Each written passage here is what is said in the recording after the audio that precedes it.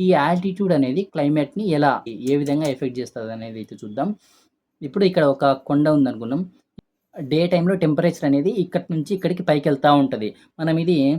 దీన్ని మనం అడ్వాన్స్ లెవెల్‌లో మాట్లాడుకోవాలనుకుంటే దీన్ని వ్యాలే బ్రీజ్ అంటాం. వ్యాలే బ్రీజ్ అని చెప్తాం. నెక్స్ట్ మనకి నైట్ టైమ్‌లో కొండ నుంచి కిందకి లోయలోకైతే ఈ గాలులైతే వీస్తా ఉంటాయన్నమాట. ఇక్కడ పైకి వీచే గాలులేమో వేడి గాలులు. వ్యాలే బ్రీజెస్ వచ్చేసి హాట్ ఎయిర్ అనమాట. ఇక్కడ కొండల నుంచి కిందకొచ్చే ఎయిర్ ఏమో కోల్డ్ ఎయిర్ అనమాట. ఇది నైట్‌లో వస్తా ఉంటది. దీన్నేమంటామంటే మౌంటైన్ బ్రీజ్ అంటాం. ఇవన్నీ ఓవరాల్‌గా చెప్తున్నా. మనం ఫ్యూచర్ క్లాసెస్‌లో నీట్‌గా డిస్కస్ చేసుకుంటాం. ఇప్పుడు ఓన్లీ టెంపరేచర్‌ని మాత్రమే కాదు, ఇది ప్రెషర్‌ని గూడా ఎఫెక్ట్ చేస్తదనమాట. సో, ఇక్కడ టెంపరేచర్ అనేది హయ్యర్ ఆల్టిట్యూడ్స్‌కెళ్ళే కొద్దీ టెంపరేచర్ డిక్రీజ్ అవుతది. ప్రెషర్ గూడా డిక్రీజ్ అవుతది.